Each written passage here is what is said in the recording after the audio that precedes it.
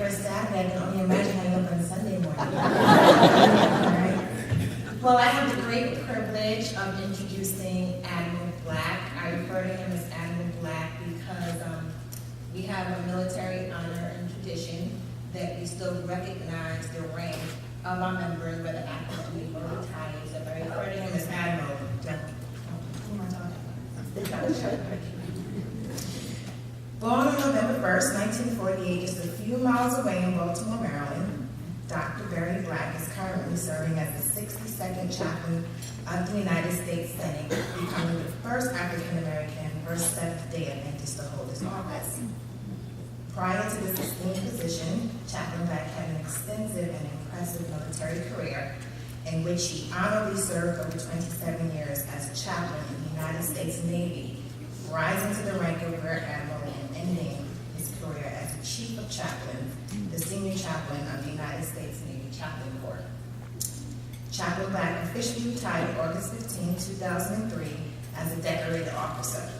His military and civilian awards include the Navy Distinguished Service Medal, the Legion of Merit Medal, Defense Meritorious Service Medal, and the NAACP's Renowned Service Award for his contributions to equal opportunity and civil rights. These are just to name a few. Throughout his career, Chaplain Black understood the importance of education. He is an alumnus of several higher learning institutions to include North Carolina Central University and the Eastern Baptist Theological Seminary. He holds master's degrees in divinity, counseling, and management, a doctorate degree in ministry, and a doctorate of philosophy degree in psychology. I have two masters. I thought I was hot stuff, but I have some more applications to submit. Chaplain Black is the author of From the Hood to the Hill, which was released August 22nd, 2006. He is married to Miss Brenda from St. Petersburg, Florida, and they have 3 sons, Barry II, Brendan, and Bradford, and they're all very smart doctors and all sorts of stuff. So you should be proud of that. So ladies and gentlemen, please join me in welcoming this year's guest speaker, Chaplain Barry Black.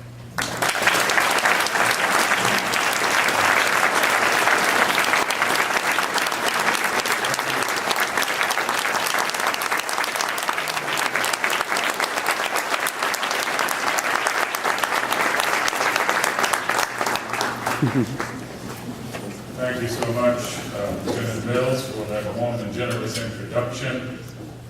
You would start with my birthday, so I just take that body blow and continue.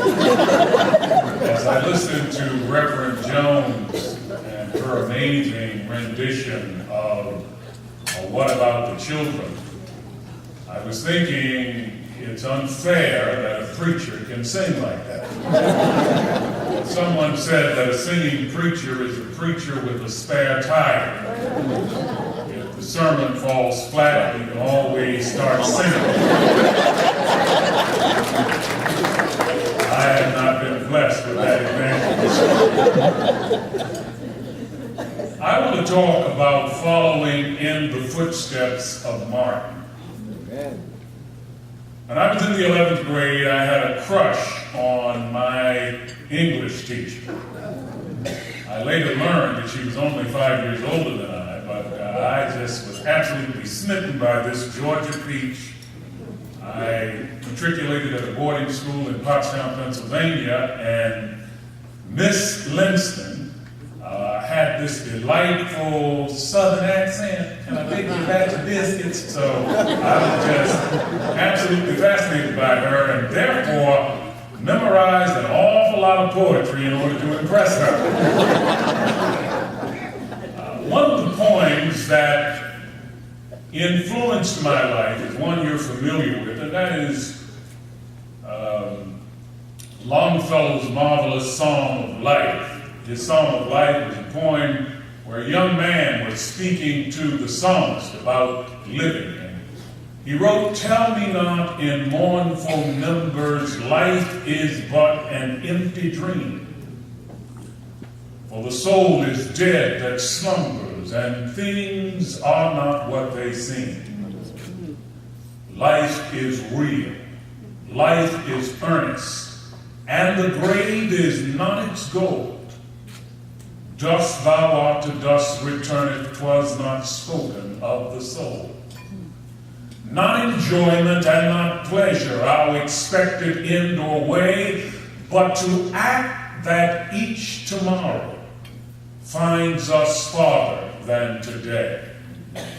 In this world's broad field of battle, in the bivouacs of life, be not like dumb driven cattle, be a hero in the strife.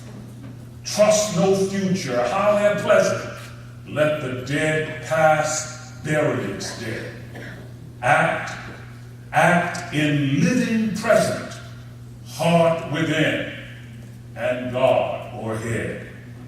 And then these inimitable lines, lives of great men, and I might add women also, all remind us we can live our lives sublime, and departing, leave behind us footprints on the sands of time. Footprints that perhaps another, sailing o'er life's solemn main, a forlorn and shipwrecked brother or sister, seeing, will take heart again.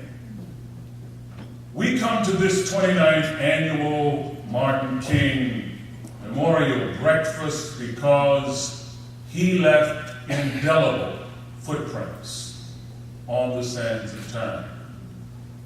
And he helps us to see that one life can truly make a difference. Few Americans have made the impact of Martin King. He was an amazing leader.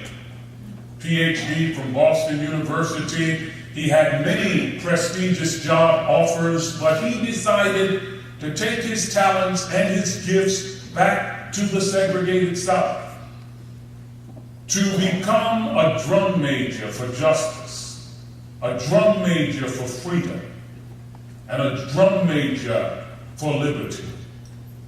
And what a difference his amazing life made. He had the ability to lead people, educated and uneducated, in a style of struggle that took nerve and discipline. And I was very fortunate to be in Alabama in the 60s and actually sat and listened to him speak and participated in the desegregation of lunch counters in Huntsville, Alabama. And it was Martin King who helped me keep my sanity in a very challenging time in American history. I remember I was reading Malcolm, and I was memorizing the speeches of Malcolm. And Malcolm had a saying, take 10, and it had absolutely nothing to do with tithing. And I was imbibing all of that when a diminutive preacher arrived on campus. I will never forget being forced to go to that little gathering, and back in the day, this was HBCU, and we had mandatory attendance at these gatherings, and he stood up, and his words transformed my life and transformed that campus. I can still hear him say, "We shall overcome, because the arc of the moral universe is long, but it bends toward justice. We shall overcome because Carlyle is right. No lie can live forever. We shall overcome because William Cullen Bryant is right. Truth crushed to earth will rise again. We shall overcome because James Russell Lowell is right. Truth forever on the scaffold, wrong forever on the throne, yet that scaffold sways the future. Behind the dim unknown standeth God within the shadows, keeping watch above his own. We shall overcome because the Bible is right. You shall reap what you sow. deep in my heart, he said, I do believe that we shall overcome. And like any good Baptist preacher, he transitioned to his hoop and he said, as I lead you, I say, walk together, children. I know that's right. Don't you get weary. There's a great camp meeting in the promised land. He infused us with hope and left an impression upon us that would transform our lives and enable us to face the vitriolic anger of segregationists in order to make America what it should be. Footprints on the sands of time. And so, when we celebrate his birthday, it should be a time when people of faith come together to fellowship. Red, yellow, black, and white. Well, Martin once observed that Sunday morning divine worship is still one of the most segregated hours of the week. And we need opportunities to come together, to make plans, to come together some more. And this is an opportunity where people of faith can be drawn together and celebrate together a common theme.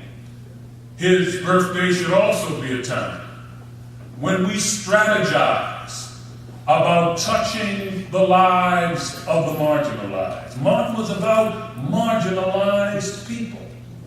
He was fond of the story in Matthew chapter 25, the story of the judgment, where 6 simple questions are asked, and they have absolutely nothing to do about theological orthodoxy. In that story of the judgment, God was not concerned with whether or not you baptized by immersion or sprinkling. He was not concerned about whether or not your Our Father was forgive us our debt or forgive us our trespasses.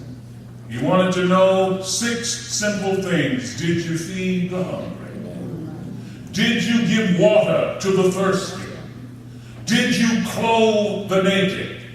Did you visit the sick? Did you minister to the incarcerated? And did you take care of the strangers? I tell senators on Capitol Hill that the immigration issue is the issue of what will you do with the strangers in your midst. For one day the sovereign judge of the universe will say, I was a stranger, did you take me in? Remembering Martin should help us to reach out to the marginalized, for they are still all around us. But third, remembering Martin and his birthday should be a time when we make a commitment to follow in his footsteps. And John Oberdorfer mentioned one of the footsteps he left. He left the footprint of nonviolence. God knows if there was ever a time we ought to be talking about nonviolence, it is now. God knows if there is ever a time when we should be making systemic changes in our government so that we can deal with violence and see nonviolence as the most viable of options, that time is now. Now, granted, sometimes violence is necessary to overcome the greater violence of totalitarianism and pathology. But it should be the last resort and not the first option. Remembering Martin reminds us that laudable goals cannot often be reached unless we remember that those who live by the sword will die by the sword. And unless we remember his words, we must learn to live together as brothers and sisters, or we will die together as fools. Follow in the footsteps of nonviolence. And then we must follow in the footsteps of excellence. It was mentioned that we no longer lead in certain areas. I think Mayor Gray mentioned number 30 in in one area. There was a time when Made in America was the gold standard. There was a time when we led in scholastic assessment tests. We've become lax, flabby. Martin reminds us, those who get behind in a race must forever remain behind or run faster than those in front. Martin reminded us, whatever job you do it so well that the living, the dead, or the unborn couldn't do it better. Martin reminded us, if it falls your lot to be a street sweeper, go out and sweep streets like Michelangelo carved marble. Sweep streets like Raphael painted pictures. Sweep streets like Beethoven composed music and like Shakespeare wrote poetry. Sweep streets so well that all the hosts of heaven and earth will have to pause and say, here lived a great street sweeper who swept his or her job well. Martin was fond of quoting the poet Douglas Mallet, if you can't be a pine on the top of a hill, be a shrub in the valley. Be the best little shrub on the side of a reel. Be a bush if you can't be a tree. If you can't be a highway, just be a trail. If you can't be the sun, be a star. For it isn't by size that you win or you fail. Be the best of whatever you are.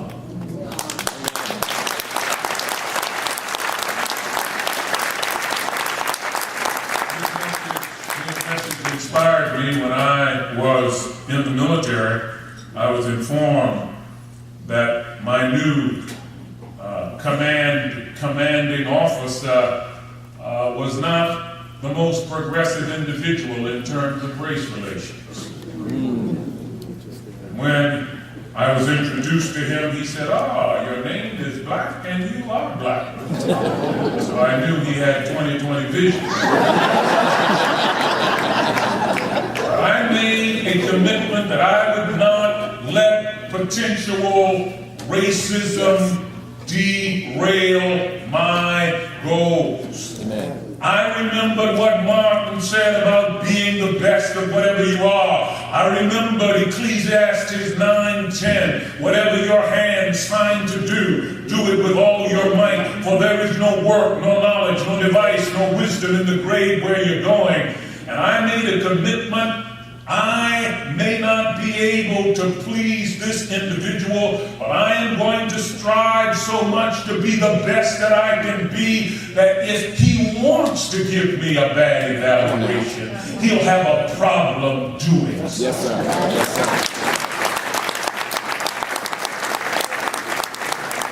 Follow in the footsteps of excellence. Someone has said, luck is when preparation meets opportunity.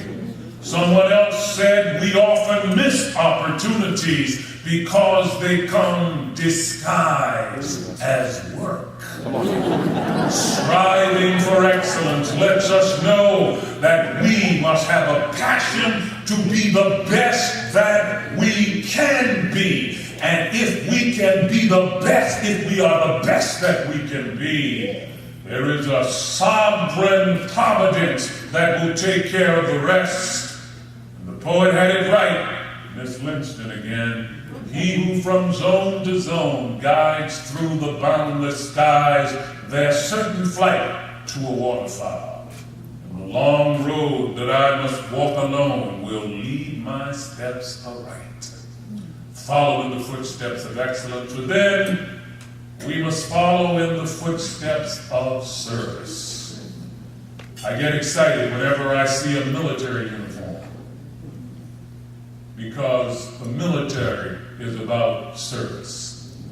One of the greatest speeches ever made was by Douglas MacArthur, when he talked about duty, honor, service. We must make a commitment to serve.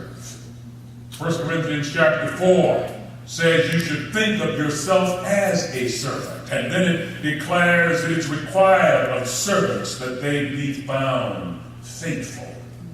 Martin went back to Alabama because he was committed to serving. He was not worried about how much money he made. I've officiated at over 300 funerals, and I have yet to see a hearse pulling a U-Haul. It doesn't matter how much money you make. No one ever asked how much money did Gandhi have when he died. It didn't matter. Life is real. Life is earnest. It is about serving. So that is what motivated this drum major to go to Memphis for garbage workers, because he was about serving. He said, it's not about what happens to my job, it's about what happens to these garbage workers. The last sermon that he preached was at the Ebenezer Baptist Church where he was pastoring. He called his message the Drum Major Instinct. He talked about James and John, the sons of Zebedee, who sent mama to Jesus in Matthew chapter 20. He said, I want my boys to sit one on the right hand and the other on the left in your glory, in the kingdom that you're going to set up. And I'm your aunt. I know what you're going to do, son. Don't try to deny it. I want Jimmy to be your vice president and Johnny to be your secretary of state. Can you promise me that? Martin said we all want to lead the parade. He quoted Alfred Adler, who saw this desire for excellence, this desire for preeminence, rather, leading the parade. But then when he came to the end of his message, he talked about his death. It was almost prophetic, a premonition that something was going down. And he reminded us that he lived to serve, and so must we. Every now and then he said, I guess we all stop and think realistically about that day when we will be victimized by what is life's final common denominator. That's something we call death. We all think about it, and every now and then I think about my own death. I think about my own funeral, and I don't think about it in a morbid sense. Every now and then I ask myself the question, what it is that I would once said, and I leave the word with you this morning. If any of you are around when it comes my time to meet my day, I don't want a long funeral. And if you get somebody to deliver the eulogy, tell him not to talk too long. Tell him not to mention that I won a Nobel Peace Prize. That isn't important. Tell him not to mention that I won 300 or 400 other awards. That isn't important. Tell him not to mention where I went to school. Because I want somebody to be able to say in that day that Martin Luther King Jr. tried to give his life serving others. I want somebody to be able to say in that day that Martin Luther King Jr. tried to love somebody. I want them to be able to say that I did try to feed the hungry. I want them to be able to say that I did try in my life to clothe the naked. I want them to be able to say that I tried to be right on the war question. I want them to be able to say that I tried to love and to serve humanity. Then, shifting gears, like good old Baptist preachers know how to do, he said, yes, if you must say that I was a drum major. Say that I was a drum major for justice. Say that I was a drum major for truth. Say that I was a drum major for righteousness. And all of the other shallow things of life will not matter. I won't have any money to leave behind. I won't have any of the fine, luxurious things of life to leave behind, but I just want to leave a committed life behind. And that's all I've got to say. If I can help somebody as I pass along, if I can cheer somebody with a wild song, if I can show somebody he's traveling wrong,